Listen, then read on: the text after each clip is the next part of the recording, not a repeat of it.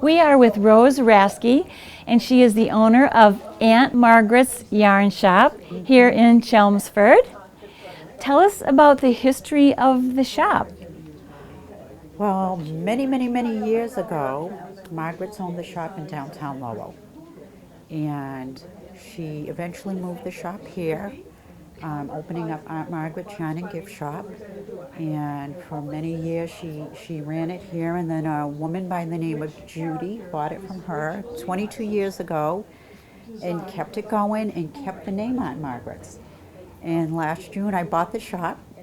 Oh, It hasn't been a year since I've owned it, and I bought the shop from Judy, and I said, who am I to change an iconic name as Aunt Margaret's? So kept the name as Aunt Margaret's. oh, excellent. Before I owned the shop, I worked for the federal government for 30 years, Oh, and I retired young in my early 50s and became a substitute teacher for a little while. And then I took a little sabbatical, and I was looking for a part-time job. And so because I can't do anything right, I ended up buying a yarn shop while looking for a part-time job. But in my defense, I was left unsupervised in the world, oh dear. and then here we are. That's awesome. So have you been a knitter your whole life, or? I started taking lessons here 8 years ago with my daughter.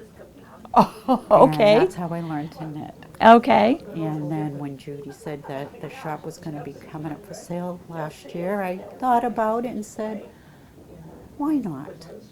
That's awesome. Why not? And it's been a joy ever since. What do you like most about it?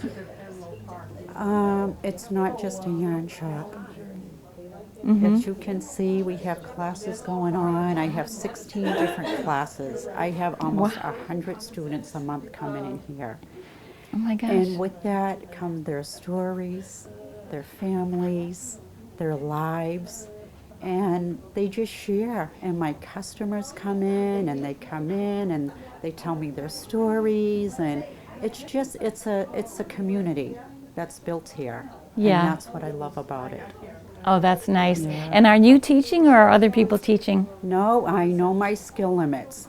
Okay. I will run the shop. I have 7 different teachers from crochet and knitting, and they are just fabulous, and they are masters at their craft.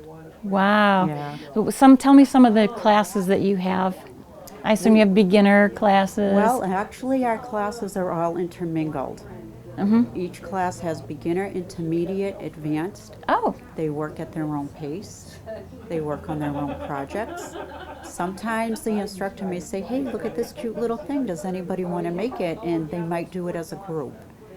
okay. But they learn everything. They learn how to read a pattern. They learn about what the different yarns are, what yarns to make with that pattern, different needle sizes, hook sizes. They are taught everything from beginning to end. So they're not only just learning stitches, they're learning all about the fibers as well. Wow. That's very awesome, because there's a lot of different kinds of materials and fibers, right?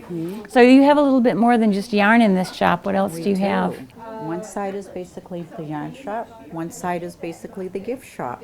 Ah, And so on our gift shop end of things, I have little cubbies down there, and they're on consignment. I have local Okay. artists that sell their wares in there. So small shops supporting small shops locally. that's And, awesome. We have like a little Christmas tree shop down there, and then glassware with the town names, and all kinds of little things down there, and trinkets. Wow. How many local artisans do you have? Do you know? Or? Right now I have six local artisans on hand. That's awesome. And I would also like to say we're attached to Mahoney's Lawn and Garden Center. They're my landlord. Okay. They do all the landscaping out front, which is beautiful. And I must say kudos to them for supporting a small business owner as me. That's awesome. Yeah. What kind of plans, do you have any plans for the future? Expanding or doing new things, or do you like it just the way it is? I'm introducing different types of yarn into the store. Okay. Some higher end yarns to see you know, what customers are interested in, what they're not interested in. So on that end of things, I'm introducing different yarns that we haven't sold in the store before. Okay. I'm also exploring different classes. We are going to be starting a crochet lace class for doilies.